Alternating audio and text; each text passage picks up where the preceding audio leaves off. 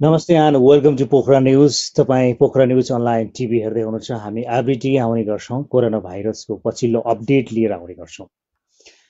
संसारमा 210 भन्दा बढी देशका मानिसहरू कोरोना भाइरसबाट आक्रान्त बनिरहेका छन्। साँच्चै नै यो मानव इतिहासमा एउटा दुःखद घटना बनिरहेको छ।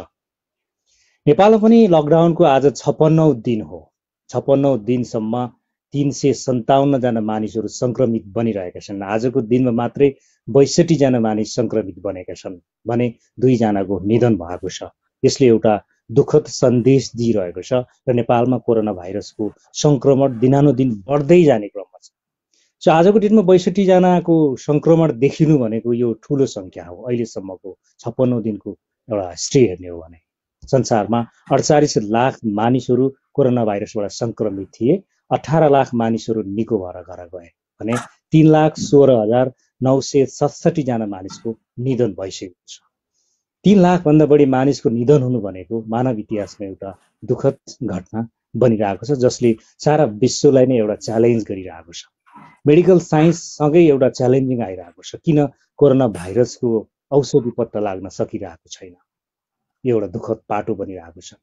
र नेपालमा पछिल्लो समयमा कोरोना भाइरसका संक्रमित किन बढिरहेका छन्, यसै सेरोफेरोमा कुरा गर्नको लागि आज मसँग हुनुहुन्छ जनस्वास्थ्य विज्ञ डाक्टर रविन्द्र पाण्डे हुनुहुन्छ।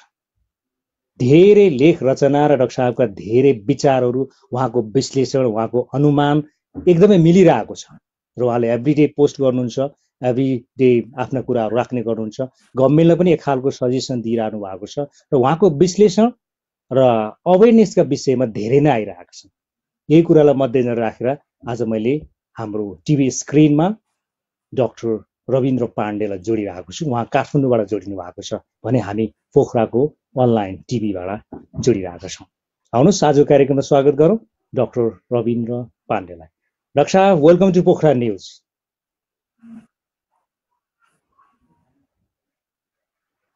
नमस्कार, धन्यवाद। स्वागत छ। हजुर, अब यहाँका धेरै अभिव्यक्तिहरू, यहाँका विश्लेषणहरू हामीले हेर्दै आइरहेका छौँ। यो अर्थमा पछिल्लो समयमा कोरोना भाइरसको संक्रमण नेपालमा अलिक ऱ्यापिडली बढ्न खोजिरहेको अवस्था छ। डाक्टर साहबले यसलाई कसरी विश्लेषण गरिरहनु भएको छ, यो किन यस्तो भइरहेको छ? कुराकानीको सुरुवात यहीँबाटै गरौँ डाक्टर साहब। हजुर, पहिलो कुरा चाहिँ कोरोना भाइरस अहिले विश्वभरि नै एउटा चाहिँ व्यापक रूपमा फैलिएको छ र व्यापक रूपमा फैलिँदाखेरि हाम्रो नेपाल त्यसको चाहिँ अपवाद हुन सक्दैन। त्यो कुरा हामीले क्लियरली बुझ्नुपर्ने हुन्छ। र अर्को कुरा के छ भने जस्तो चाहिँ नेपालमा चाहिँ कोरोना भाइरसको संक्रमण धेरै पछि आयो। जसरी चीनमा चाहिँ डिसेम्बर को लास्टबाटै देखिया थियो भने नेपालमा आउँदाखेरि चाहिँ निकै ढिलो गरी आयो। त्यो हिसाबले चाहिँ हामीसँग त्यसको तयारी गर्ने प्रशस्त समय पनि थियो र चाहिँ हाम्रो तर्फबाट जुन किसिमको तयारी हुनु पर्थ्यो त्यो तयारी हुन पाएन। त्यसले गर्दाखेरि चाहिँ जब संक्रमण देखियो, संक्रमण देखिएर सेकेन्ड केस देखिने बित्तिकै चाहिँ हामीहरूको चाहिँ लकडाउन सुरु भयो र लकडाउन सुरुमा त प्रभावकारी नै बन्यो, तर जब पछि चाहिँ समय बित्दै जाँदाखेरि चाहिँ लकडाउन एकदम खुकुलो बन्दै गयो। त्यसपछि गएर चाहिँ लकडाउन भनेको चाहिँ को चाहिँ जुन परिभाषा भन्दा र त्यसको नियम भन्दा चाहिँ बाहिर लकडाउन चाहिँ गयो। जस्तो चाहिँ लकडाउन भनेको जो जहाँ छ त्यो त्यही नै रहने हो। जस्तो सरकारले चाहिँ निम्नलाई बस्ने खाने उपाय चाहिँ खोजेर जो जहाँ छ त्यसलाई त्यही राखेको भए यो समस्या आउने थिएन। अनि अर्को कुरो चाहिँ हामीले पहिलेदेखि भन्दै आएका थियौँ कि नेपाल आन्तरिक रूपमा मजबुत छ, तर हामीलाई दक्षिणको सिमानाबाट हामीलाई अत्यन्तै जोखिम छ र त्यो चाहिँ हामीले भन्दै आएका थियौँ। र सिमानामा कमसेकम 50,000 चाहिँ सशस्त्र प्रहरी र 50,000 चाहिँ स्थानीय स्वयंसेवक मिलेर 24 घण्टा गस्ती गर्ने, सिमानाकाहरूमा चाहिँ सिसिटिभी राख्ने र अनधिकृत रूपमा कसैलाई प्रवेश गर्न नदिने भनेर जुन किसिमको चाहिँ अपेक्षा गरेका थियौँ हामीले, त्यो खालको अपेक्षा चाहिँ पुरा भएन। अनि अर्को कुरा के भइदियो भने संक्रमित क्षेत्रबाट सुरक्षित क्षेत्रतर्फ मान्छेहरू चाहिँ अवैधानिक रूपमा चाहिँ निकै आवत जावत चाहिँ भयो। यसले गर्दाखेरि चाहिँ नेपालको चाहिँ कुनै पनि ठाउँ अहिले चाहिँ जोखिमभन्दा बाहिर चाहिँ नरहेको चाहिँ स्थिति आयो। जस्तो तराईका जिल्लाहरू बढी जोखिमयुक्त बनिरहेका थिए, तराईका अलमोस्ट सबै जिल्लाहरूमा संक्रमण देखा पर्न थाल्यो। यो बिस्तारै पहाडतिर पनि छिर्ने, काठमाडौँ भ्यालीतिर छिरिरहेको छ र अब यो प्रदेश नम्बर 4 अब भनौँ यो क्षेत्रहरूमा पनि अलिकति संक्रमण बढ्ने जोखिम त बढ्न लागिरहेको छ। यसले गर्दा जो तराईबाट छिर्नु भएको अथवा इन्डियाबाट छिर्नु भएको मानिसहरूले नै एउटा संक्रमण बढाइरहेको, एउटा बोर्डर चाहिँ अलिकति खुल्ला भइदिएको कारणले यहाँले सुरुवातमा भने चाहिँ जो जहाँ बसिरहेको छ त्यहीँ नै सेफली राखिदिएको भए र व्यक्ति मोमेन्ट नगरिदिएको भए, ट्रान्सपोर्टेसन नगरिदिएको भए सहज हुन्थ्यो। यो नै एउटा चाहिँ हाम्रो कमजोरी हो भन्ने यहाँले त्यो भन्नुभयो भने अब चाहिँ के छ, यो कम्युनिटी ट्रान्समिसन भइसके जस्तो लाग्छ धेरै अर्थमा। यसलाई कसरी नियन्त्रण गर्न सकिएला डाक्टर साहब? हजुर, जस्तो चाहिँ अहिले के छ भने तपाईँले भने जस्तै अहिले चाहिँ पहाड जिल्लाहरूमा पनि देखिरहेको छ। जस्तो चाहिँ अब तपाईँले पूर्वमा हेर्नुहोस्, भरतपुरमा देखियो, धनकुटामा देखियो, अनि मकवानपुरमा देखियो, त्यसपछि गएर चाहिँ अब काभ्रेमा देखियो। यसै गरी चाहिँ विभिन्न जिल्लाहरूमा देखिरहेको छ अहिले पछिल्लो कालमा पनि। यसको अर्थ के भने जस्तो काठमाडौँमा पनि फाटाफुट्टा धेरै ठाउँमा देखिया छ। र योबाट हामीले के बुझ्छौँ भने मान्छेहरू चाहिँ त्यसपछि गएर चाहिँ अत्यावश्यक सामग्रीको अन्यको गाडीहरूमा बसेर अनि त्यसपछि गएर चाहिँ जस्तो चाहिँ अब चेकिङ पोइन्ट भन्दा 1 किलोमिटर ओरैसम्म बसमा आएर अनि ओरेर हिँड्दै यसरी पनि धेरै मान्छेहरू चाहिँ सहरमा चाहिँ आइरहेका छन्। र सहरमा किन आएका छन् भने अहिले सहरमा रोजगारी छैन, तर काठमाडौँ सुरक्षित छ, पोखरा सुरक्षित छ, अथवा चाहिँ धनकुटा सुरक्षित छ भनेर जसरी मान्छेहरू एक ठाउँबाट अर्को ठाउँमा चाहिँ आइरहेका छन्, त्यसले गर्दाखेरि हरेक ठाउँमा यो संक्रमणको चाहिँ जोखिम बढेको छ। त्यो हुँदाखेरि चाहिँ सरकारले के गर्नुपर्ने हो भने सहरी क्षेत्र भनेको जहिले पनि जोखिमको क्षेत्र हुन्छ। जस्तो तपाईँले हेर्नुभयो भने अमेरिकामा न्युयोर्क अथवा चाहिँ भारतमा हेर्नु भने मुम्बई, त्यसपछि गएर दिल्ली, त्यस्तै नेपालमा हेर्नुहुन्छ भने नेपालका चाहिँ मेन सिटीहरू र यी सिटीहरूमा चाहिँ संक्रमण फैलियो भने कन्ट्रोल गर्न चाहिँ असाध्यै गाह्रो हुन्छ। किनभने यो हाई पपुलेसनले गर्दाखेरि चाहिँ चाहेर पनि संक्रमणलाई चाहिँ रोक्न सक्ने स्थिति हुन्न। तपाईँले आज चाहिँ ब्राजिलको चाहिँ न्युज हेर्नुभयो भने ब्राजिलमा चाहिँ त्यहाँको चाहिँ मेयरले अब हामीले चाहिँ कन्ट्रोल गर्न सक्दैनौँ, कन्ट्रोल गर्न चाहिँ बाहिर गयो भनेर चाहिँ भनिसकेको स्थिति छ। भनेपछि भोलि हामीले पनि हात उठाउनु पर्ने अवस्था हुन सक्छ। तर अहिलेसम्म पनि यदि सरकारले चाहिँ माइक्रो म्यानेजमेन्ट गर्यो भने, यसलाई चाहिँ गम्भीर रूपमा लियो भने अहिले पनि अझै पनि हामी जोखिममा चाहिँ छैनौँ। त्यसको लागि सरकारले जस्तो हामीले पनि धेरै योजनाहरू दिएका छौँ, सरकारले त्यो अनुसार चाहिँ यदि माइक्रो लेभल म्यानेजमेन्ट गर्यो भने चाहिँ संक्रमण चाहिँ अझै पनि नियन्त्रणभित्र आउँछ। जस्तो सरकारका कतिपय सांसदहरू मन्त्रीहरूले पनि आफ्नो अभिव्यक्ति राख्ने गर्नुहुन्छ कि अमेरिका युरोप जस्तो शक्तिशाली देशहरूमा त कोरोना भाइरसले आक्रान्त बनायो, अमेरिका युरोपलाई त कोरोना भाइरसले थला पार्यो भने हामी जस्तो सानो मुलुकको स्रोत साधन नभएको मुलुकको मानिसलाई त पार्ने नै भयो नि। हामीले त गरिरहेका छौँ, तर अब यो हामीले नै सक्दैनौँ होला। यस्तो खालको चाहिँ अभिव्यक्ति दिइरहेको, आफ्नो उत्तरदायित्वबाट अलिकति टाढा भागिरहेको, अमेरिका र युरोपलाई चाहिँ नै कोरोना भाइरसले जितिरहेको, इटालीलाई जितिरहेको त्यो इक्जाम्पल दिएर आफू चाहिँ तर्किरहेको र यो 56 दिनसम्मको लकडाउनमा पनि गभर्मेन्टले आवश्यक तयारी र थप चाहिँ उपकरणहरूको चाहिँ व्यवस्थापन नगरेको भन्ने आम चिकित्सकहरूले यो खालको कुराहरू गरिरहनुहुन्छ। यसलाई यहाँहरू एउटा विज्ञताको हिसाबले एउटा चाहिँ गभर्मेन्टलाई सल्लाह दिइरहनु भएको छ। अब अझै पनि यो मौकामा अझै पनि केही सुधार गर्न सकेको अवस्थामा यहाँले भन्नु माइक्रो स्टडी र माइक्रो चाहिँ ट्रिटमेन्ट गर्न सकियो भने पनि अझ यसको व्यवस्थापन गर्न सकिन्छ भन्ने कुराहरू छ। अब सिटी ग्रामीण क्षेत्रमा पनि छिरिसकेको छ कोरोना भाइरस भने सिटी एरियालाई झन् यसले त सखाफै बनाउन सक्छ होला। अझै यसको सावधानीका उपाय र अब लकडाउन लम्ब्याउनु मात्रै एउटा अर्थ हुन्छ अथवा लकडाउनका साथसाथै पिसिआर टेस्टको दायरालाई बढाउने, यो विषयमा यहाँको विश्लेषण र सल्लाह के हुन सक्ला?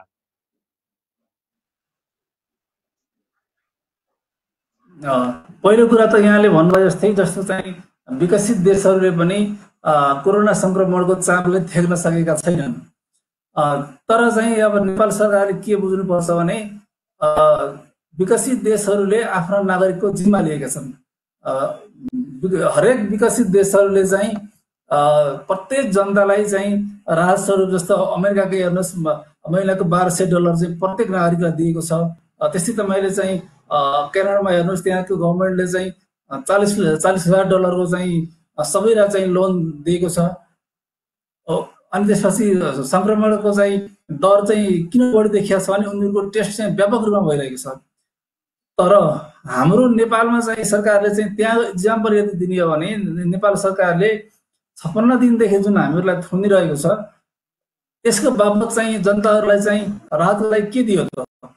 राहतलाई चाहिँ पुरै गर्ने हो भने जस्तो चाहिँ कुनै ठाउँमा चाहिँ एक पोका चाउचाउ र चाहिँ एउटा मास्क मात्रै पनि वितरण भएको छ। त्यो कुरो चाहिँ हामीले पढिरहेका छौँ।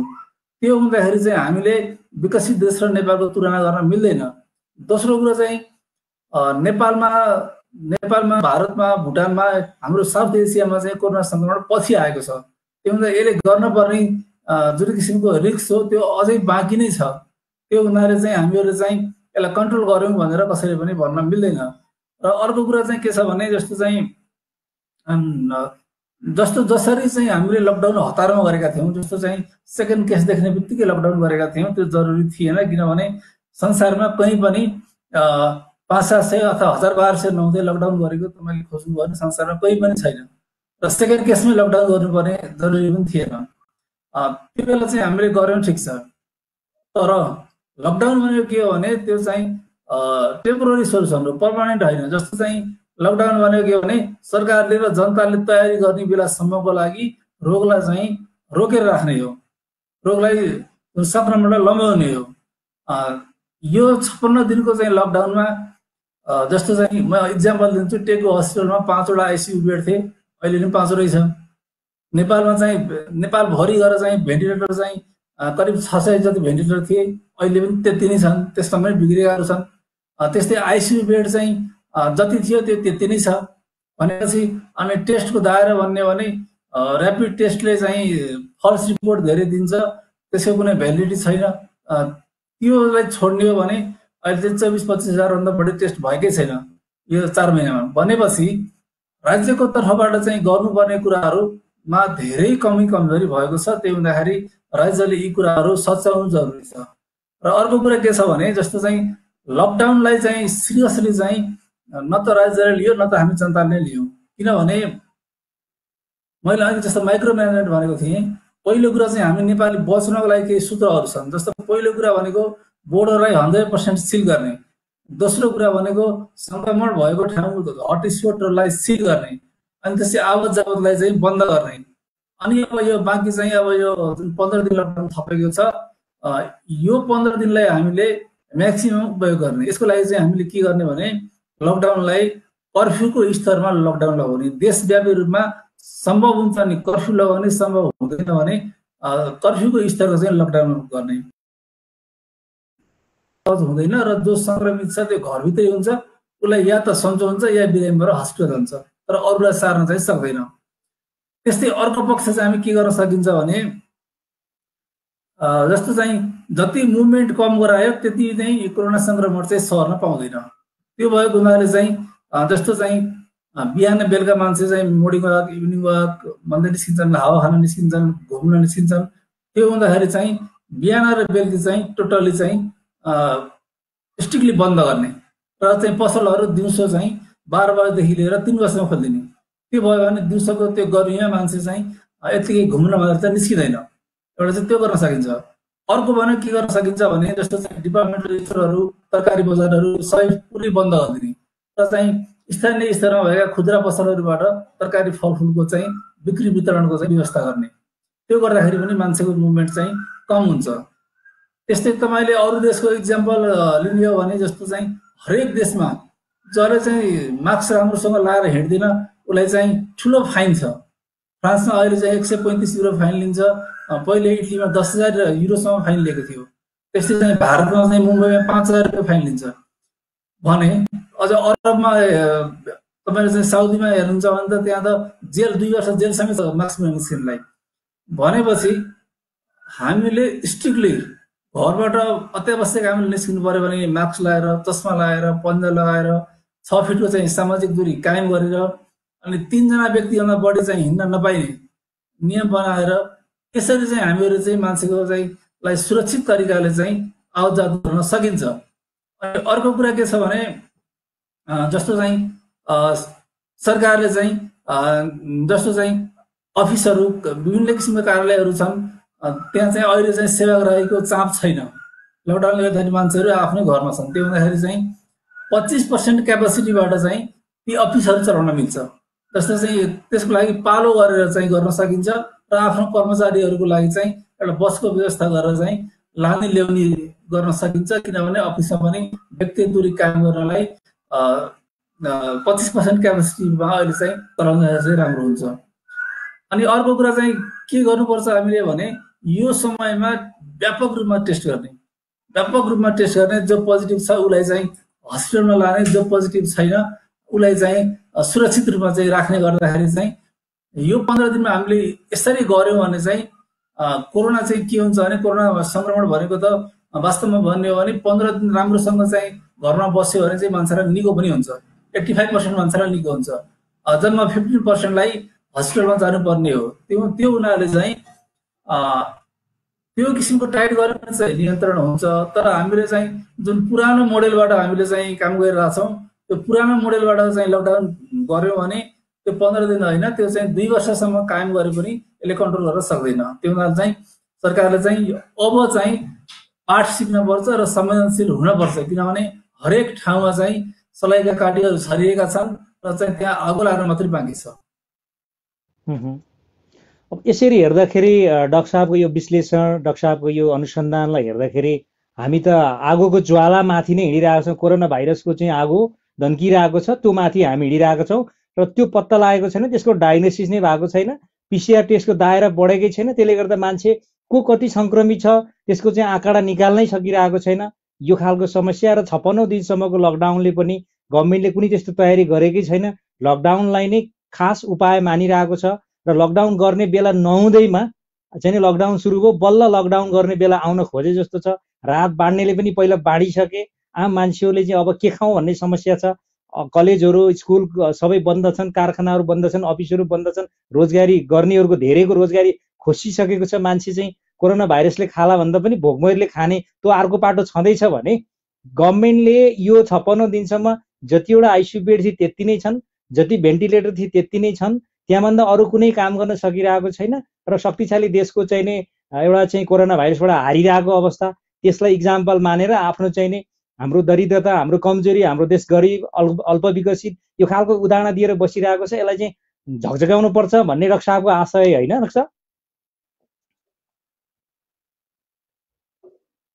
हजुर, त्यसपछि यो कुरा कस्तो भने हामीले सरकारलाई सपोर्ट गर्छौँ, हामी सरकारले, किनभने यो चाहिँ महामारीको बेलामा हरेक जनताको चाहिँ हाम्रो पनि आफ्नो दायित्व छ कि हामीले सरकारलाई हरेक दृष्टिकोणले हामीले सहयोग गर्नुपर्छ, सरकारलाई बढी बनाउनुपर्छ। तर यो बन्दीमा सरकारले चाहिँ कमजोरी गर्यो भने चाहिँ यहाँनिर कमजोरी भयो भनेर चाहिँ हामीले देखाएनौँ भने हामी चाहिँ असल नागरिक चाहिँ हामी हुँदैनौँ। त्यो उनीहरूले चाहिँ ती कमजोरी पनि हामीले देखाउनुपर्छ। र अर्को कुरा के छ भने जस्तो चाहिँ 2 जनाको मृत्यु भयो, यसमा पनि यसले पनि धेरै आतंक छाएको छ। जस्तो चाहिँ अब पहिलो केसमा भन्नुहुन्छ भने उहाँले यदि चाहिँ पिसिआर टेस्ट चाहिँ हस्पिटलमा गरेको भए पोजिटिभ देखिन्थ्यो, पोजिटिभ देखिएपछि बच्चा चाहिँ जन्मिसकेपछि आमा र बच्चालाई आइसियुमा राखिन्थ्यो, आइसियुमा राखिसकेपछि चाहिँ उपचार हुन्थ्यो, मृत्युवरण गर्नुपर्ने स्थिति आउँदैन थियो। त्यो हुँदाखेरि त्यसले एउटा पाठ के सिकाएको छ भने अब चाहिँ अपरेसन गर्दा र प्रसव गराउँदाखेरि कम्तीमा पनि पिसिआर टेस्ट गर्नुपर्छ भन्ने एउटा पाठ चाहिँ हामी सबैले सिक्नुपर्छ। त्यस्तै द्वितीय केसमा सबैभन्दा चाहिँ अत्यन्तै चाहिँ ठुलो राज्यको कमजोरी चाहिँ अर्को द्वितीय केसमा देखिएको छ। दोस्रो केसमा चाहिँ यस्तो क्लियर चाहिँ स्टडी छ, जस्तो चाहिँ सङ्क्रमित व्यक्ति चाहिँ मुम्बईबाट आएको छ, मुम्बईबाट ऊ चाहिँ यातायात चलेको छैन, ऊ चाहिँ अनेक घण्टा ठक्कर खाँदै धेरै दिन लगाएर ऊ चाहिँ नेपाल भित्रेको छ। अनि नेपाल भित्रिसकेपछि चाहिँ अब त्यहाँ सबैलाई थाहा छ कि ऊ बम्बईबाट आयो भन्ने कुरो, र बम्बईमा चाहिँ व्यापक रूपमा कोरोना चाहिँ भारतमा सबभन्दा बढी फैलिएको चाहिँ मुम्बईमा हो। त्यहाँबाट आएको मान्छे भनेपछि उसलाई फर्स्ट डेमै उसलाई चाहिँ टेस्ट गर्नु पर्थ्यो। उसलाई चाहिँ पिसिआर गरेको भए पनि उसलाई चाहिँ आरटी गरेको भए पनि दुवै अवस्थामा उसको पोजिटिभ चाहिँ आउँथ्यो र त्यो टेस्ट गरेको भए उसलाई चाहिँ आइसोलेसनमा हस्पिटलमा लगेर राखिन्थ्यो। राखिसकेपछि चाहिँ उसको उपचार हुन्थ्यो, उसको चाहिँ मृत्यु हुने थिएन। त्यहाँ भइदियो के भने उसलाई टेस्ट गरिएन पहिलो कुरा। दोस्रो कुरो चाहिँ त्यस्तो गर्मी छ अहिले तराईमा चाहिँ बाँकेको चाहिँ त्यो गर्मीमा चाहिँ अब राम्रो चाहिँ खानेपानी छैन, त्यसपछि गएर चाहिँ खानाको सामान छैन, शौचालयको पर्याप्त व्यवस्था छैन। त्यति हुँदाहुँदै पनि चाहिँ उसलाई चाहिँ के भएको छ भने शनिबारदेखि उसलाई चाहिँ झाडा पखाला लागेको छ, झाडा बान्ता भएको छ, ज्वरो आएको छ। अनि उसले मलाई चाहिँ औषधि ल्याऊ, मलाई पानी खान ल्याऊ भनिरहेको छ उसले। र त्यसपछि उसलाई चाहिँ त्यहाँ एउटा सिटामोल र जीवनजल पनि खान दिएको छैन, त्यहाँ सायद त्यो थिएन। त्यसपछि चाहिँ ऊ चाहिँ उसको मृत्यु के भएर भएको छ भने पानी खान नपाएर, जीवनजल खान नपाएर उसलाई चाहिँ डिहाइड्रेसन भएर शरीरमा पानीको कमी भएर चाहिँ उसको मृत्यु भएको छ। भनेपछि यो भनेको चाहिँ के हो भने हाम्रो जस्तो क्वारेन्टाइनमा मर्नु भनेको राज्यको संरचनाभित्र मर्नु भनेको त्यो अत्यन्तै गम्भीर कुरा हो। त्यसो हुँदाखेरि चाहिँ यदि चाहिँ यस्तो किसिमको स्थिति आयो भने क्वारेन्टाइन भनेका चाहिँ हाम्रो यातना गृहको रूपमा परिणत हुनेछन्। त्यो हुँदाखेरि क्वारेन्टाइनलाई हामीहरूले अत्यन्तै व्यवस्थित गर्न जरुरी छ। क्वारेन्टाइनमा जस्तो चाहिँ मान्छेलाई किन भागिरहेछन् त्यो कुरो चाहिँ हामी सबैले स्टडी गर्नुपर्छ। क्वारेन्टाइनमा तपाईँको चाहिँ एकदमै भिड छ, कुनै दूरी कायम छैन।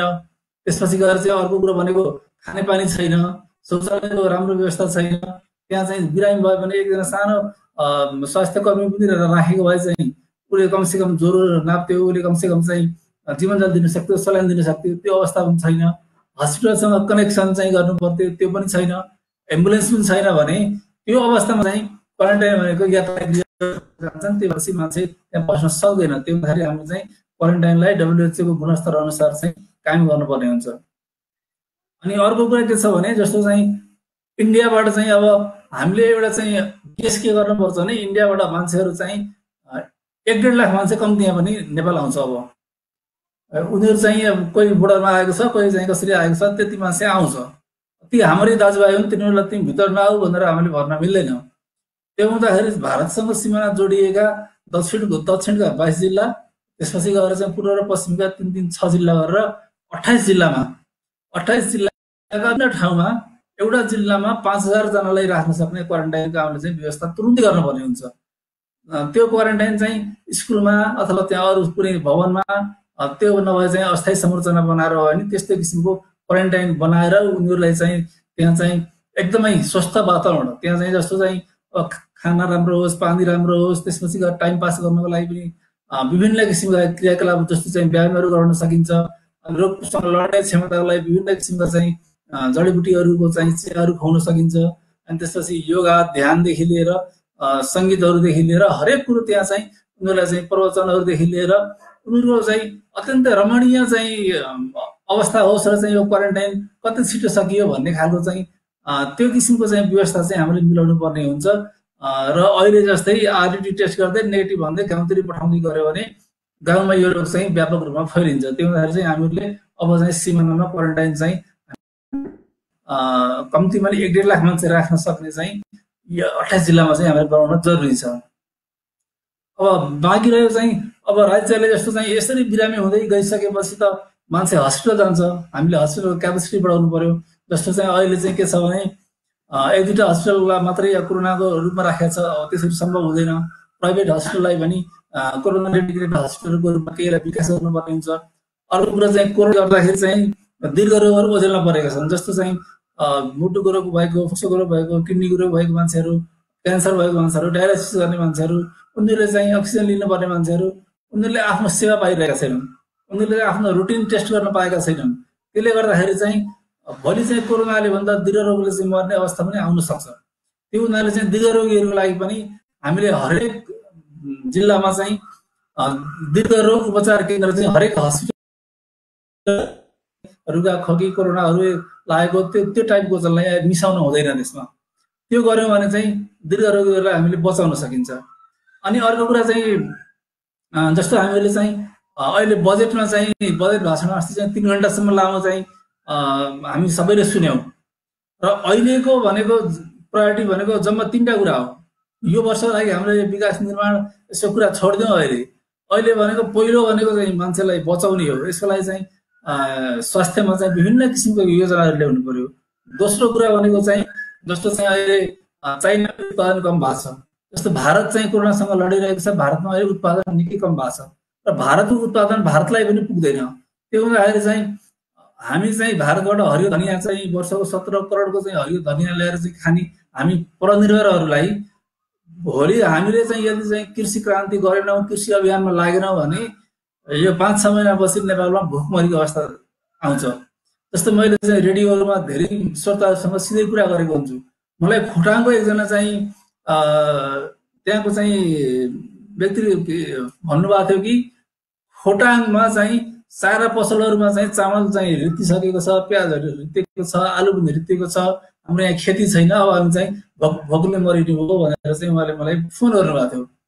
भनेपछि पनि हाम्रो चाहिँ कृषि अत्यन्त कम भएको छ र हामीले किनेर खाने चाहिँ हामीहरूलाई बानी परेको छ। त्यो हुँदाखेरि सरकारले चाहिँ अहिले के गर्नुपर्छ भने अहिलेको अवस्थामा यो राइट टाइम हो। जस्तो चाहिँ यो जेठो असारदेखि चाहिँ अलिकति चाहिँ बर्खा लाग्यो भने चाहिँ खेतीपाती सुरु गर्नुपर्ने हुन्छ। त्यो हुनाले यो बेलामा चाहिँ कम्तीमा पनि बिउ, मल, त्यसपछि गएर कीटनाशक औषधि र खास गरी चाहिँ हाम्रो परम्परागत खेतीमा चाहिँ गाउँहरूमा छ र सबभन्दा गाउँमा समस्या हुन्छ रासायनिक मलको। त्यो हुँदाखेरि चाहिँ अहिले रासायनिक मल सरकारसँग कति छ त्यो डाटा निकालेर त्यसपछि गएर त्यो मललाई किसानको चाहिँ स्थानीय निकाय मार्फत किसानलाई 2 किलो 4 किलो एक बोरा वितरण चाहिँ गर्न सक्नुपर्छ। र हामीले एउटा चाहिँ हाम्रो 148 मेगावाट बिजुली अहिले चाहिँ खेर गइरहेको छ। त्यो बिजुली उपयोग गरेर हामीले चाहिँ रासायनिक मल कारखाना चाहिँ खोल्न सकिन्छ। हामीले एउटा रासायनिक मल कारखाना खोल्यौँ भने हाम्रो देशलाई पुग्छ, किनकि हामी बोराका बोरा हामी चाहिँ रासायनिक मल प्रयोग गर्दैनौँ। त्यो हुँदाखेरि चाहिँ अनि अर्को कुरा चाहिँ अहिले चाहिँ रोजगारी धेरैको गुमेको छ। त्यो हुँदाखेरि चाहिँ रोजगारी गुमेको हुँदाखेरि जस्तो चाहिँ उद्योगका कुराहरू छ। जस्तो चाहिँ उद्योगहरूलाई चाहिँ सरकारले के गर्नुपर्छ भने हरेक मजदुरको चाहिँ पिसिआर टेस्ट गरेर जसको चाहिँ नेगेटिभ छ उसलाई चाहिँ उद्योगको काममा लगाउने, अनि त्यसपछि उसलाई त्यहीँ खाने त्यहीँ बस्ने व्यवस्था गर्ने र उसलाई चाहिँ बाहिर चाहिँ परिवारसँग समाजसँग चाहिँ घुलमिल हुन चाहिँ नदिने। त्यो गरेपछि के हुन्छ भने सुरक्षित रूपमा हाम्रा उद्योगहरू सबै खुल्छन्। त्यसरी चाहिँ एउटा चाहिँ रोजगारीको चाहिँ गर्न सकिन्छ। र यो 15 दिनमा हामीले चाहिँ यति चाहिँ तयारी गऱ्यौँ भने त्यसपछि के हुन्छ भने हामीले कर्मश लकडाउन चाहिँ परीक्षणको दायरा बढाउने, अनि त्यसपछि गएर सुरक्षित र अत्यावश्यक चाहिँ कुराहरू हामीले खोल्न सक्छौँ। र विभिन्न चरणमा खोल्दाखेरि चाहिँ हामीले चाहिँ करिब 1.5 महिना 2 महिना लाग्छ। त्यो विभिन्न चरण गर्दाखेरि विभिन्न चरणमा खोल्ने, टेस्ट गर्ने, पोजिटिभ देखेको ठाउँमा सिल गर्ने, अरू ठाउँमा चाहिँ खेतीपातीलाई एकदमै प्रोत्साहन गर्ने। त्यसरी चाहिँ हामीले चाहिँ अगाडि बढ्यौँ भने हामी रोगबाट पनि मर्दैनौँ र भोकबाट पनि मर्दैनौँ। जस्तो डाक्टर साहबले कोरोना भाइरसको नियन्त्रणको लागि के उपाय अपनाउन सकिन्छ, लकडाउनलाई कसरी व्यवस्थापन गर्ने, क्वारेन्टाइनको व्यवस्थापन तराई क्षेत्रमा इन्डियाबाट भित्रिँदै गरेको नेपालीलाई कसरी व्यवस्थापन गर्ने, साथसाथै ग्रामीण क्षेत्रमा रहेका नेपालीहरूले कृषि क्रान्ति अथवा कृषि उत्पादनको लागि कसरी काम गर्ने, यी सबै कुराहरू राखिरहँदाखेरि लकडाउनको व्यवस्थापन सरकारले गरिदिनुपर्ने आवश्यकता देखिन्छ। क्वारेन्टाइनको व्यवस्थापन पनि सरकारी निकायले नै गरिदिनुपर्ने देखिन्छ। मल बिउको अवस्था पनि अहिलेको हकमा गभर्मेन्टले नै भूमिका निर्वाह गरिदिनुपर्ने हुन्छ। त्यसपछि पिसिआर टेस्टको दायरा बढाउनलाई आवश्यक किट र आवश्यक उपकरणको व्यवस्था पनि राज्यले नै किनिदिनुपर्ने हुन्छ। सबैभन्दा ठुलो नीति भनेको राजनीति हो, त्यसमा पनि गभर्मेन्ट हो, सरकार हो। व्यक्तिले त सल्लाह दिने हो, व्यक्तिले त त्यसमा सपोर्ट गर्ने हो, भोलिन्टरी सपोर्ट गरिरहेका छन्, कतिपय अवस्थामा राहत बाँडिरहेका छन्, आफ्नो टोल टोलमा अवेरनेसहरू गरिरहेका छन् व्यक्तिले। तर ढुकुटीबाट क्यास निकालेर अथवा ढुकुटीबाट चाहिँ आर्थिक निकालेर काम गर्ने, त्यसको व्यवस्थापन गर्ने, त्यो सामग्रीहरू किनिदिने, क्वारेन्टाइनमा आवश्यक खर्चहरूको व्यवस्थापन गरिदिने भनेको त राज्यले नै हो, गभर्मेन्टले नै हो। यसमा चाहिँ गभर्मेन्टले नै पोलिसीलाई मानेर अथवा अरूले दिएको पोलिसीलाई फलो गरेर अथवा आफूले स्ट्रङ पोलिसी बनाएरै अगाडि बढ्नुपर्ने लिडरसिपमा त गभर्मेन्टै लाग्नुपर्ने रहेछ नि त डाक्टर साहब, होइन र?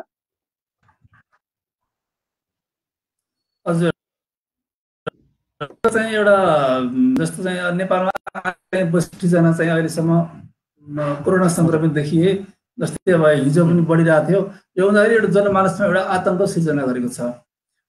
र यसमा चाहिँ के छ भने जस्तो चाहिँ आतंकित हुनुपर्ने छैन। किन छ भने जस्तो चाहिँ आज बाँकेमा चाहिँ संक्रमित देखिएका छन्, ती सबै चाहिँ क्वारेन्टाइनमा चाहिँ बसेकाहरू चाहिँ देखिएका हुन्। भारतबाट आएर क्वारेन्टाइनमा बसेका, जुन हिजो एकजना युवकको मृत्यु भयो र त्यो क्वारेन्टाइनमा टेस्ट गरेका मध्ये कति 49 जनालाई चाहिँ आज त्यहाँ पोजिटिभ देखिएको छ।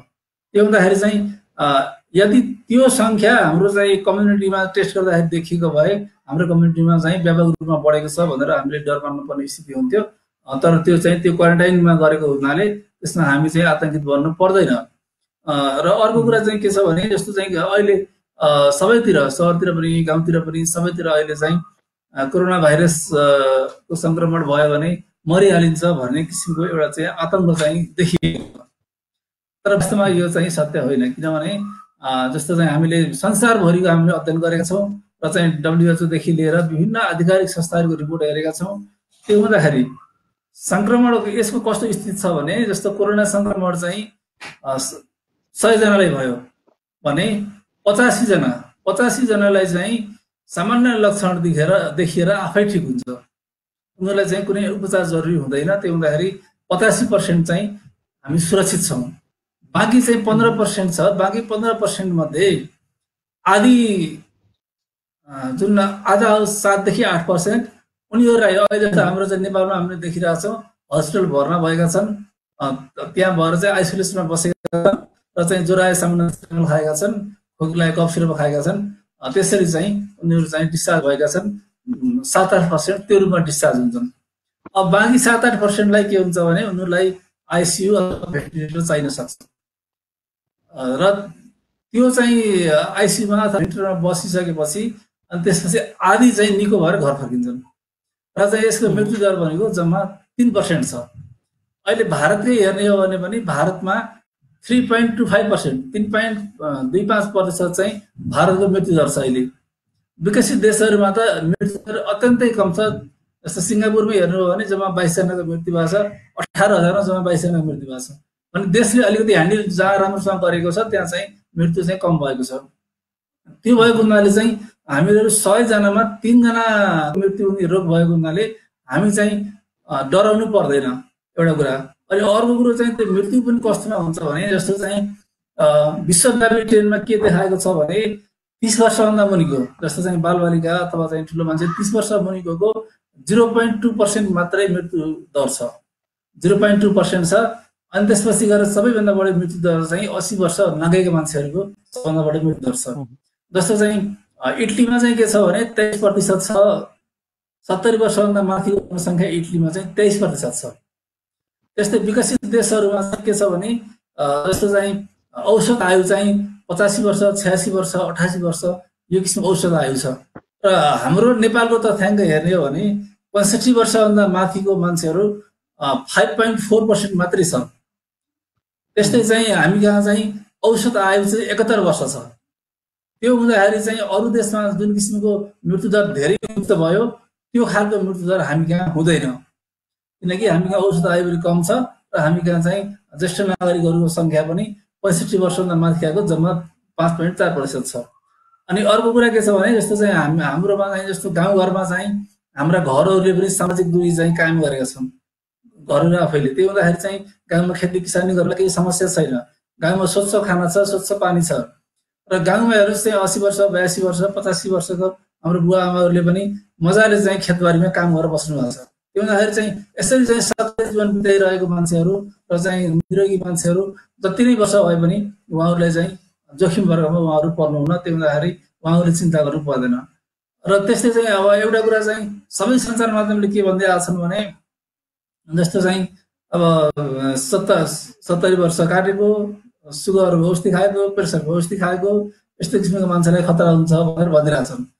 त्यो पनि के हो भने अल्प अध्ययनको आधारमा ती कुराहरू भइरहेको छ र हामीले चाहिँ हरेक केसहरूलाई अध्ययन गर्दाखेरि जस्तो 96 जना चाहिँ नेपालीको मृत्यु भएको छ नेपालभन्दा बाहिर पनि, उहाँहरूको पनि अध्ययन गर्दाखेरि के देखिया छ भने मृत्यु हुनेहरू जस्तो चाहिँ जसलाई मुटुको दीर्घरोग छ, जसलाई चाहिँ किडनीको दीर्घरोग छ, जसलाई चाहिँ फोक्सोको चाहिँ पुरानो समस्या छ, बारम्बार न्युमोनिया हुने अवस्था छ, जो क्यान्सरको 3rd अथवा 4th स्टेजमा छ, जो अनि त्यसपछि जसले अङ्ग प्रत्यारोपण गरेको छ, अनि जसको चाहिँ एउटा इम्युनिटी चाहिँ दबाउने केही रोगहरू र केही औषधि हुन्छन् त्यो कन्डिसन छ, त्यस्तो अवस्थाका व्यक्तिको मात्रै मृत्यु भएको छ। नभए चाहिँ अरूको चाहिँ मृत्यु भएको छैन। त्यो हुनाले चाहिँ जस्तो चाहिँ ब्लड प्रेसर भएको मान्छेले औषधि खाएर कन्ट्रोल गरेको छ भने उसको कुनै पनि जोखिम छैन। डायबिटिजको मान्छेले चाहिँ औषधि खाएर आफ्नो चाहिँ सुगरको लेभल कन्ट्रोल गरेको छ भने उसलाई कुनै पनि जोखिम छैन। त्यो हिसाबले हामीले चाहिँ होलसेलमा चाहिँ यो जोखिमलाई भनेर मान्छेहरूलाई चाहिँ तनाव दिने काम गर्न हुँदैन र चाहिँ यो चाहिँ फ्याक्ट के हो त्यो चाहिँ सही सूचना पर्ने हुन्छ। र अर्को कुरा अहिले चाहिँ धेरै चाहिँ हल्लाहरू छ, भ्रमहरू छ, त्यसपछि गएर चाहिँ युट्युबहरूले, त्यसपछि केही अनलाइनहरूले, त्यसपछि आफ्नो भ्युरहरू बढाउनको लागि चाहिँ सनसनीपूर्ण चाहिँ हेडिङहरू राखेर त्यसपछि भए नभएका कुराहरू र विभिन्न देशका चाहिँ नेगेटिभ कुराहरू मात्रै खोजेर सञ्चार माध्यमहरूमा पस्किने केही त्यस्ता पनि छन्।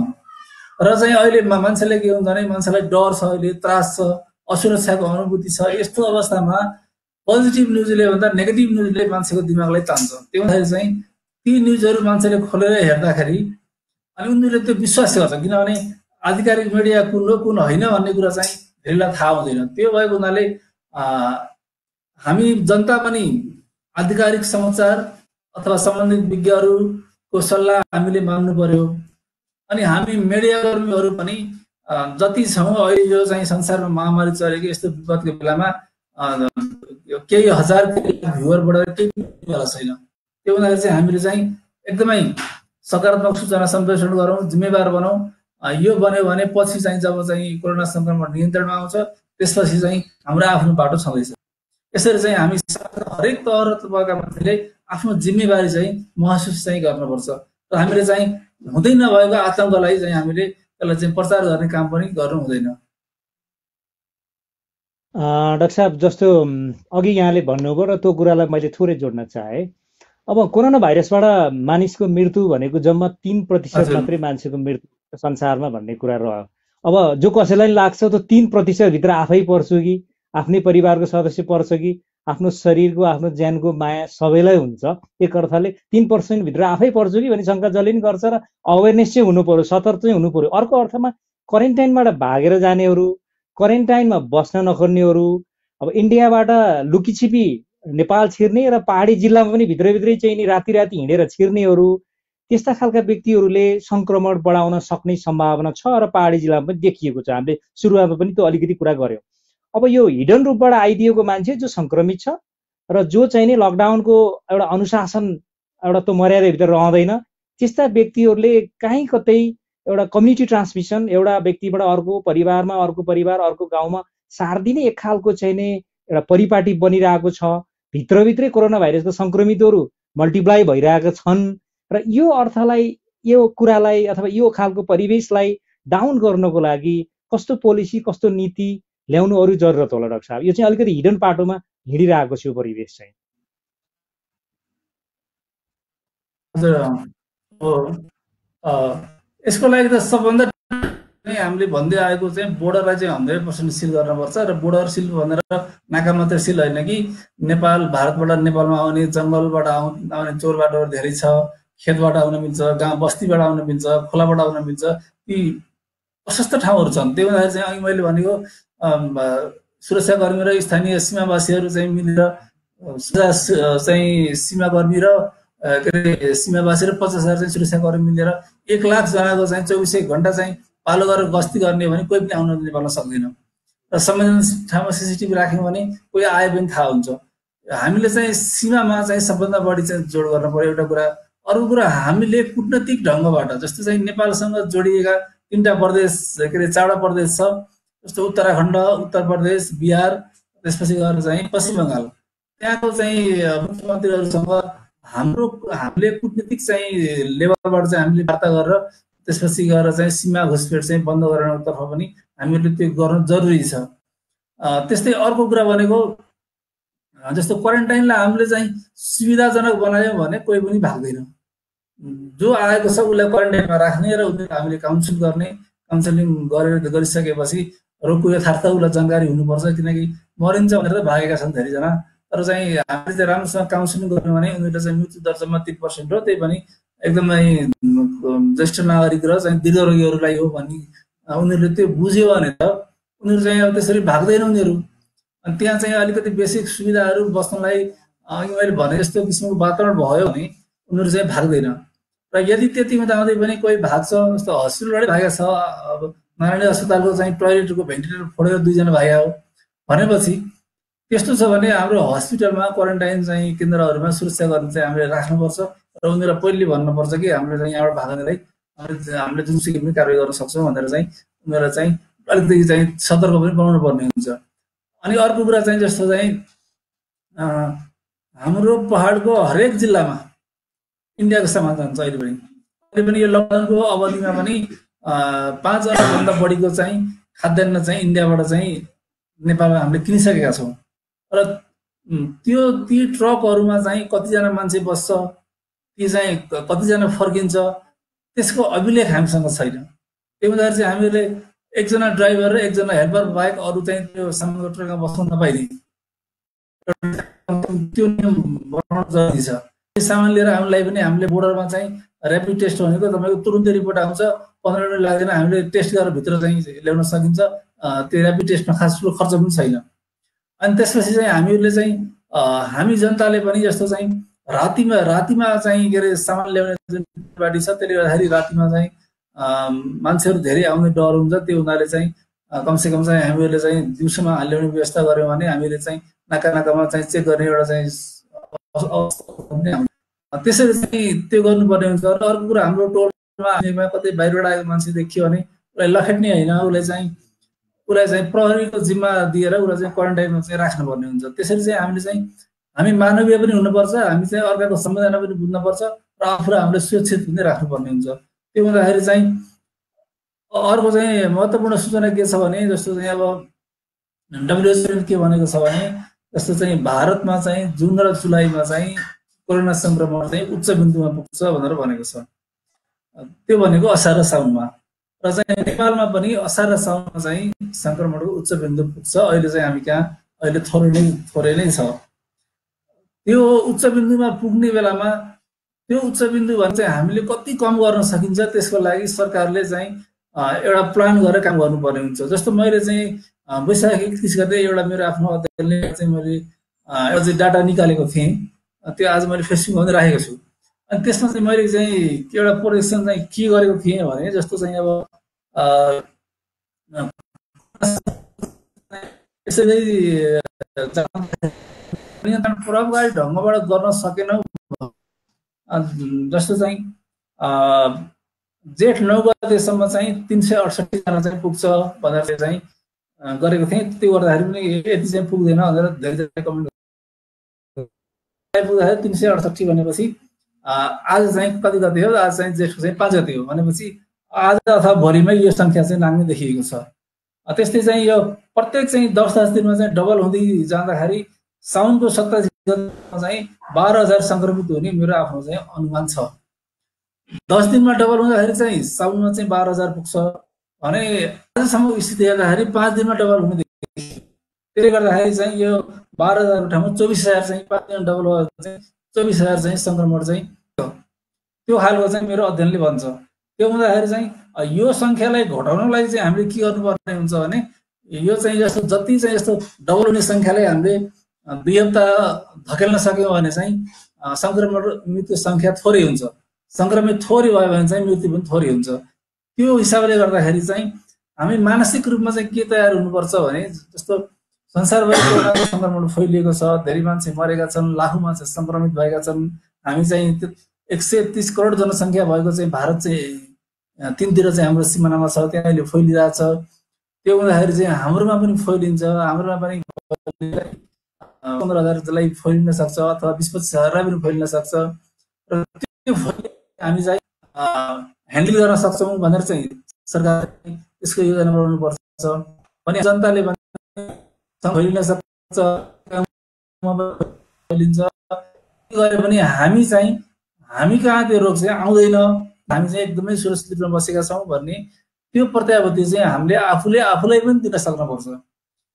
त्यो हुँदाखेरि जस्तो तपाईँ चाहिँ घरभित्रै बस्नु हो, बाहिर निस्किनु भएन, बाहिर निस्किँदाखेरि तपाईँले मास्क लगाएर चस्मा लगाएर पन्जा लगाएर निस्कनु हो, अनि घर चाहिँ बाहिरबाट चाहिँ भित्र आइसकेपछि तपाईँले सबै कुराहरू चाहिँ धोएर सफा गरेर तपाईँ घरभित्र आउनुभयो, टाइममा चाहिँ साबुन पानीले हात धोइरहनु हो भने त्यो अवस्थामा तपाईँलाई सङ्क्रमण हुँदैन। किनकि सङ्क्रमण भनेको कोरोना भाइरस चाहिँ हामीलाई चाहिँ आउँदैन, हामी चाहिँ खोज्दै गएर भिडबाट हामीले लिएर आउने हो।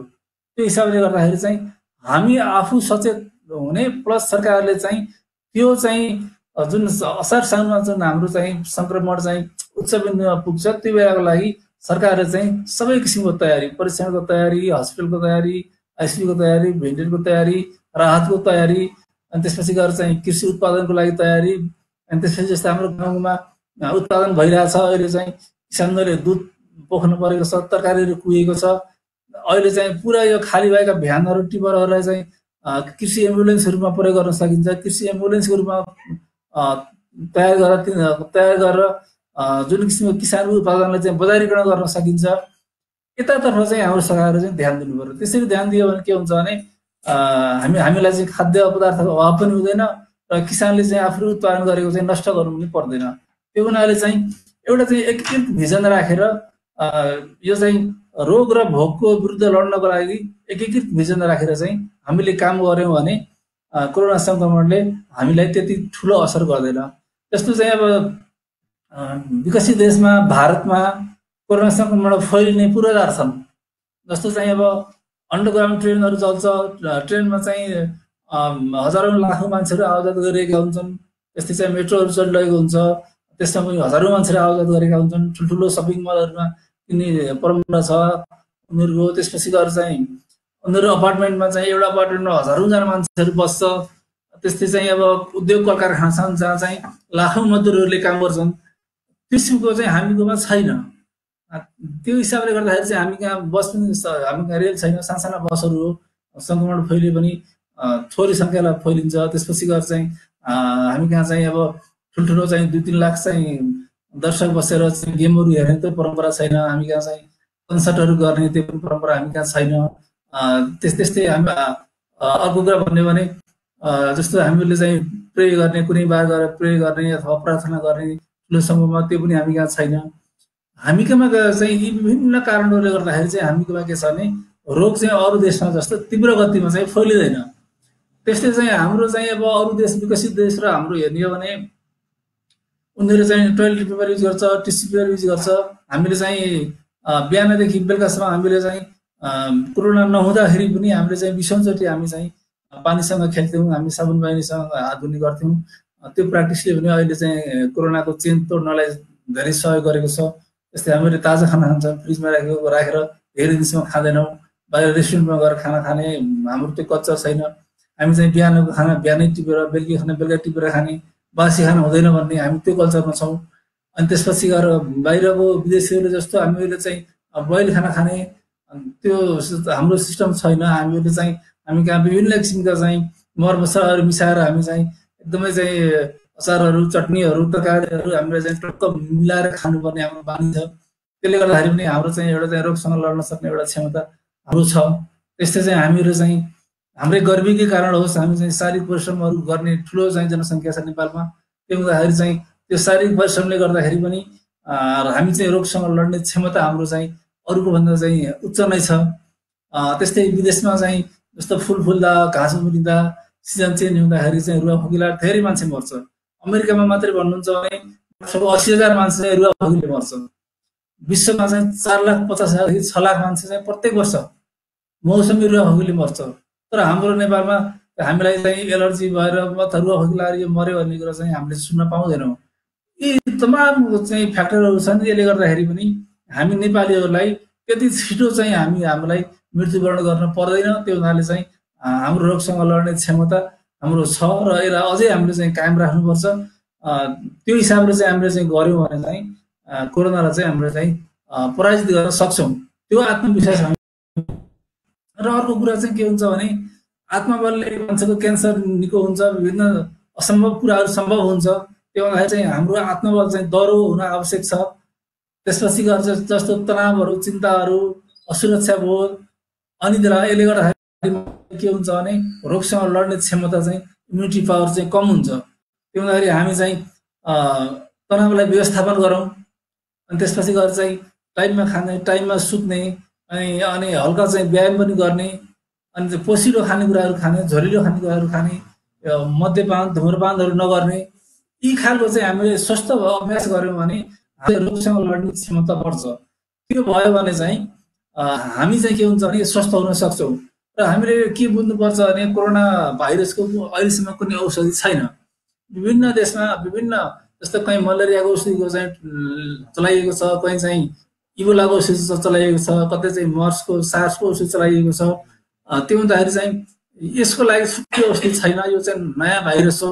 त्यसले गर्दाखेरि यसको पर्याप्त मात्रामा अध्ययन पनि भइसकेको छैन। यसको खोपको लागि पनि जस्तो चाहिँ अनुसन्धानहरू धेरै भइरहेको छ। संसारमा करिब 100वटा ल्याबमा चाहिँ मान्छेमा ट्रायल गर्ने स्थितिमा आइसकेका छन्। त्यो चाहिँ त्यति ट्रायल हुँदाखेरि पनि जस्तो चाहिँ सबभन्दा अगाडि चाहिँ बेलायतको चाहिँ अक्सफोर्ड युनिभर्सिटीको ल्याबले चाहिँ अहिले बाँदरमा सफलतापूर्वक परीक्षण गरेको छ र बाँदरमा चाहिँ कोरोना लगाएर अनि भ्याक्सिन लगाउँदाखेरि चाहिँ बाँदरहरूले चाहिँ कोरोनाले केही असर गर्न सकेका छैन। अब चाहिँ मान्छेमा चाहिँ लगाउने चरणमा छ। यसरी भ्याक्सिनहरू चाहिँ पनि कस्तो हुन्छ भने एउटा देशमा काम गरेको भ्याक्सिन अर्को देशमा नगर्न सक्छ। त्यो हिसाबले गर्दाखेरि चाहिँ भोलि चाहिँ भ्याक्सिन चाहिँ छिटै आयो भने पनि 5-6 महिना लाग्छ भ्याक्सिन आउनलाई, र चाहिँ 1 वर्ष लाग्न सक्छ, 2 वर्ष लाग्न सक्छ। त्यो हुनाले हामीले चाहिँ 1 वर्ष 2 वर्ष हामी चाहिँ घरमा बन्दाबन्दी भएर बस्न सकिँदैन। त्यो हुँदा हामीले कोरोनासँग सँगसँगै हामी बाँच्ने चाहिँ हामीले चाहिँ अभ्यास गर्नुपर्ने हुन्छ। यसको लागि चाहिँ हामीले चाहिँ जस्तो चाहिँ लकडाउन चाहिँ अब हटिसकेपछि हामीले चाहिँ सुरक्षित किसिमबाट चाहिँ आफ्नो चाहिँ गतिविधिहरू गर्ने। त्यसरी चाहिँ हामीले विदेशमा जसरी अहिले चाहिँ लकडाउनहरू खोलिरहेको छ, मान्छेहरू सुरक्षित किसिमले आफ्नो काम गरिरहेका छन्, त्यसरी पनि हामीले काम गर्न सकिन्छ। मुख्य कुरा हामीले यो चाहिँ जुन अहिलेको चाहिँ जुन सङ्क्रमण हो त्यसलाई चाहिँ रोक्न सक्यौँ भने त्यसपछि चाहिँ हाम्रो चाहिँ यो जेठ असार साउन यो 3 महिनाको हामीले चाहिँ मुख्य हामीले चाहिँ यो समस्या टार्यौँ भने त्यसपछि हामीले चाहिँ सामान्य सङ्क्रमणको लागि चाहिँ लकडाउन गर्नु पनि पर्दैन, हामी डराउनु पनि पर्दैन। डाक्टर साहब, अब कतिपय कुराहरू मैले क्रस क्वेसन गर्नै नपर्ने, प्रतिप्रश्न गर्नै नपर्ने रूपले यहाँले आफ्ना विचारहरू राखिदिनु हो, जो हाम्रो दर्शकबिनले हेर्नु भएको छ र त्यो विचार एकदमै मुनासिब छ। यहाँको विज्ञता, यहाँको छैन विचार, यहाँको अभिव्यक्तिले साँच्चै नै धेरै कुराहरू हामीले पायौँ र कहिलेकाहीँ अनौपचारिक रूपबाट क्याजुअल्ली चाहिँ बोल्ने गरिरहेको हुन्छ त्यो मेडिकल सेक्टरको व्यक्ति अथवा अन्य बौद्धिक व्यक्तिहरूले पनि। नेपालमा जे गरे तापनि कुनै न कुनै समयसम्म त्यो 2 महिना 3 महिना 1 महिना 5 महिना जति समय बित्ला त्यो बेलासम्म लगभग 85% नेपालीहरू कोरोना भाइरससँग जुझ्न पर्ने बाध्यता आउँछ र त्यसले गर्दा लकडाउन गरिरहेर यसको अर्थ हुँदैन। एकचोटि त कोरोनासँग जो पनि जुझ्न पर्ने हुन्छ। लगभग नेपालको जनसङ्ख्यामा 85% जनसङ्ख्या त कोरोनासँग लड्नै पर्ने स्थिति हुन्छ र त्यसले गर्दा पिसिआर त्यसको दायरा बढाउँ, बरु लकडाउनलाई चाहिँ कम गर्दै जाउँ। यता कोरोनाले खाला भन्दा पनि अन्य रोगले चाहिँ सकाउने भयो, भोकमरीले सकाउने भयो। विकसित देशमा चाहिँ गभर्मेन्टले एलाउन्स दिइरहेको हुन्छ, गभर्मेन्टले चाहिँ नि बेरोजगार भत्ता दिइरहेको हुन्छ, एउटा चाहिँ मासिक रूपमा साप्ताहिक रूपमा दिन्छ भने नेपालमा त्यस्तो पोलिसी छैन। दानवीरहरूले चाहिँ नि राहत बाँडे होला नि, गभर्मेन्टले सुरुका दिनमा केही बाँडे होला। यो एउटा जटिलता छँदैछ है। हेल्थ एकातिर छ, भाइरस छ अर्कोतिर, 3% मात्रै मर्छन्। तर यो लकडाउन अथवा यो काम गर्न नपाउने, रोजगारी खोसिने कारणले चाहिँ आम नेपालीहरू अर्को गम्भीर चपेटामा परिरहेका छन्। त्यसले गर्दा कोरोना भाइरसबाट लड्नको लागि जो पनि तयार छ र लकडाउन कम हुनुपर्छ भनेर केही बौद्धिकले पनि भनिरहेका छन्। सायद यो त्यति चाहिँ उपयुक्त नहोला पनि। डाक्टर साहबको दृष्टिकोणमा फाइनल्ली यसलाई कसरी कन्क्लुड गरिदिनुहुन्छ?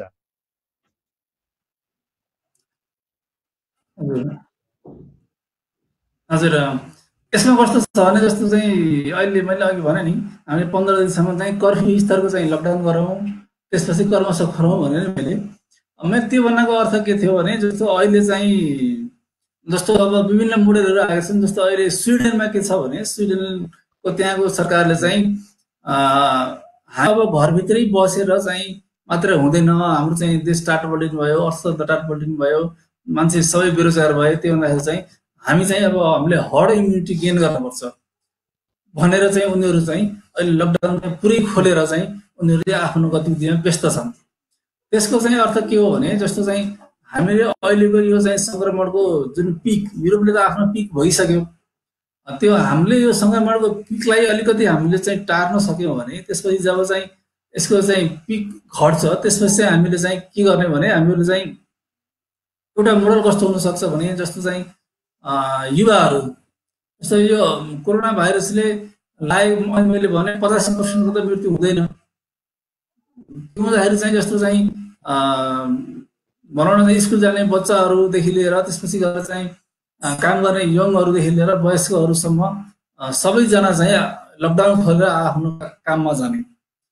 त्यसपछि गएर चाहिँ जो चाहिँ बुढाबुढीहरू त्यसपछि गएर चाहिँ दीर्घ रोगीहरूलाई चाहिँ सुरक्षित रूपमा घरमा चाहिँ घरभित्र पनि आइसोलेसन गरेर राख्ने, घरभित्र आइसोलेसन गर्न मिल्दैन भने अस्पतालमा अथवा चाहिँ अरू चाहिँ स्कुलहरूमा अथवा अरू कुनै संस्थामा चाहिँ राख्ने, त्यसरी उहाँहरूसँग चाहिँ भेट नहुने, उहाँहरूको रोग चाहिँ नसार्ने। त्यसरी चाहिँ हामी चाहिँ सबैजना चाहिँ काममा चाहिँ निस्क्यौँ भने के हुन्छ भने रोग चाहिँ व्यापक रूपमा सर्छ। रोग व्यापक रूपमा सरिसकेपछि त्यसपछि गएर चाहिँ यङहरूमा, त्यसपछि गएर चाहिँ जुन जोखिम वर्गमा छैन उनीहरूको मृत्यु चाहिँ एकदमै कोरोना संक्रमण चाहिँ लाग्यो भने बाँकी 30% चाहिँ आफै इम्युन हुन्छ। जस्तो चाहिँ 70% मान्छेलाई चाहिँ कोरोना संक्रमण भयो भने बाँकी 30% चाहिँ मेरो आफै इम्युन हुन्छ। त्यो भइसकेपछि के हुन्छ भने अनि कोरोनासँग हामीलाई भ्याक्सिन पनि चाहिन्न, हामीलाई औषधि पनि चाहिन्न, फेरि कोरोना दोहोरिएर पनि लाग्दैन, लाए पनि त्यसले केही असर गर्न सक्दैन, अरूलाई पनि सर्दैन, त्यो फेरि दोहोरिएकोले मान्छेको मृत्यु पनि हुन्न। त्यो हुँदाखेरि हामी त्यो मोडेलमा जानुपर्छ भनेर जस्तो अहिले चाहिँ स्विडेनले चाहिँ त्यही मोडेलमा भएको छ र चाहिँ त्यो मोडेलको अनुसरण चाहिँ युरोपका चाहिँ केही कन्ट्रीहरूले अहिले गरिसकेका छन्। जस्तै इटलीले अहिले पुरै खोलिसक्यो। त्यस्तै हाम्रो चाहिँ एसियाकोमा पनि जस्तो पाकिस्तानमा अहिले हेर्नु भने पाकिस्तानमा पनि त्यहाँको चाहिँ राष्ट्रपति इमरान खानले चाहिँ त्यही किसिमको चाहिँ कुराकानी गरेर अहिले पाकिस्तान लगभग चाहिँ खोलेको स्थितिमा छ अहिले। भनेपछि भारतमा पनि अब अहिले चाहिँ यो लकडाउन भनेर चाहिँ सबै कुरो खोल्ने चाहिँ मिलाएर खोल्ने प्लान थियो, तर चाहिँ अलिकति संक्रमितको संख्या धेरै बढेको हुनाले चाहिँ 15 दिन लकडाउन फेरि लम्बियो। नभए चाहिँ हामी चाहिँ भोलि चाहिँ तपाईँले भने जस्तै कुनै न कुनै रूपमा हामी कोरोनासँग हामी फेस हुनै पर्ने छ। हामी चाहिँ जस्तो चाहिँ यो कोरोना भाइरसको म्युटेसन हुँदै गर्दाखेरि मेरो एउटा के विश्वास छ भने जस्तो चाहिँ जुन चाइना देखियो त्यो त्यसपछि गएर युरोपमा गयो, अमेरिकामा गयो, अनि त्यसपछि गएर चाहिँ यो चाहिँ मध्यपूर्व पूर्वी एसिया हुँदै साउथ एसियामा आएको छ। त्यो हुँदै चाहिँ नेपालमा आएको भन्नुहुन्छ भने त्यो चाहिँ कमजोर प्रजातिको कोरोना भाइरस हो। किनभने हामी कहाँ जस्तो चाहिँ 81 वर्षको मान्छे पनि अब निको भएर चाहिँ डिस्चार्ज भएर जानुभएको छ। अनि त्यसपछि तपाईँकै छिमेकी बाबुलुङको चाहिँ आमालाई चाहिँ दम पनि थियो, रोग पनि थियो, अब रोग भए पनि निको भएर चाहिँ फर्किनु भएको छ। र अरू बिरामीहरू पनि कसैलाई पनि आइसियुमा राख्नु परेको छैन, कोही पनि हस्पिटलमा कोही कुनै पनि बिरामीको मृत्यु भएको छैन। यो दुईजनाको चाहिँ मृत्यु चाहिँ के कारणले भयो भन्ने कुरो मैले तपाईँलाई बताइहालेँ। भनेपछि चाहिँ त्यो हिसाबले गर्दाखेरि एउटा चाहिँ के देखिन्छ भने हामी कहाँ आएको भाइरसको प्रजाति चाहिँ कमजोर किसिमको छ भन्ने कुरा एउटा चाहिँ अनुमान गर्न सकिन्छ। अर्को चाहिँ के अनुमान गर्न सकिन्छ भने मैले तपाईँलाई दुईवटा इक्जाम्पल दिन्छु। जस्तो चाहिँ कोरोना भाइरसको संक्रमण सुरु हुने बेलामा एकजना स्पेनको नागरिक चाहिँ नेपालबाट गएको स्पेनको नागरिकको चाहिँ स्पेनमा उसको मृत्यु भएको थियो। अनि स्पेनको मिडियाले चाहिँ नेपालमा कोरोना सरेर चाहिँ मृत्यु भयो भनेर चाहिँ लेखेका थिए। अनि त्यसपछि गएर चाहिँ त्यसको लगत्तै एकजना नेपाली विद्यार्थी अस्ट्रेलिया चाहिँ पढ्न जाने विद्यार्थी अस्ट्रेलिया पुगिसकेपछि त्यहाँ टेस्ट गर्दाखेरि चाहिँ कोरोना देखियो। यसको अर्थ के भने हामीकोमा चाहिँ पहिले एक चरण चाहिँ कोरोना संक्रमण चाहिँ हाम्रो समाजमा केही रूपमा चाहिँ फैलिएको थियो। त्यो बेला हामी कहाँ टेस्ट पनि थिएन, फैलिएको थियो। हामी त्यसलाई मौसमी रुगाखोकी भनेर हामीले चाहिँ भनेका थियौँ। अनि त्यसको अर्को चाहिँ बलियो त्यसलाई पुष्टि गर्ने आधार के देखिन्छ भने जस्तो हामीकोमा जस्तो ऱ्यापिड टेस्ट गर्दाखेरि आरडिटी चाहिँ पोजिटिभ देखिया छ, जहाँ पनि आरडिटी पोजिटिभ देखिया छ, पिसिआर चाहिँ नेगेटिभ देखिया छ। यो कस्तो अवस्थामा हुन्छ भने जस्तो चाहिँ आरडिटीमा चाहिँ भाइरस देखिने होइन, यो त्यसमा चाहिँ एन्टिबोडी देखिने, रोगसँग लड्ने क्षमता चाहिँ देखिने हो। त्यो चाहिँ जस्तो ल मानौँ चाहिँ 40 देखि 50% चाहिँ त्यो फल्स रिपोर्ट आयो अरे। तर जस्तो उदाहरण दिन्छु चाहिँ काठमाडौँ चाहिँ महानगरपालिकाका 31 जना चाहिँ सूचीकारहरूको जुन पोजिटिभ देखिया थिए ऱ्यापिड टेस्टमा, पिसिआरमा सबैको नेगेटिभ देखियो। भनेपछि अब 100% चाहिँ ऱ्यापिड टेस्ट गलत हो भन्नु त मिलेन। 50% गलत भयो भने 50% त सही आउँछ। यसको अर्थ के हो भने उनीहरूलाई पहिले कोरोना संक्रमण भइसकेको थियो र त्यसपछि एन्टिबोडीहरू चाहिँ देखियो। र यो चाहिँ हाम्रो देशव्यापी रूपमा देखिया छ, किनकि आरडिटी चाहिँ धेरै ठाउँ पोजिटिभ देखिया छ, पिसिआर नेगेटिभ देखिया छ। त्यो भने एक चरणमा हामीलाई कोरोना संक्रमण चाहिँ लागेको हुनसक्छ भन्ने एउटा चाहिँ बलियो आधार हो। र चाहिँ यो चाहिँ हाम्रो कोरोना भाइरस, हामी कहाँ आएको कोरोना भाइरसको चाहिँ त्यसको जिन, त्यसको आरएनए र बाहिर अरू देशमा फैलिएको आरएनए भाइरसको आरएनए चाहिँ एउटै हो कि भनेर चाहिँ त्यो त्यसको जिनोम टेस्ट चाहिँ जिनोमको चाहिँ सिक्वेन्स गर्ने काम भएको छैन। एउटा त्यो अध्ययन हुनु जरुरी छ। दोस्रो कुरो चाहिँ हामी कहाँ आरटी धेरै पोजिटिभ देखिरहेको हुनाले हामी कहाँ पहिले पनि चाहिँ संक्रमण थियो, त्यो कारणले गर्दाखेरि चाहिँ हाम्रो केही पपुलेसन इम्युन छ भन्ने पनि हामीले बुझ्न पर्छ र यसमा चाहिँ अनुसन्धान गर्नुपर्ने देख्छु मैले।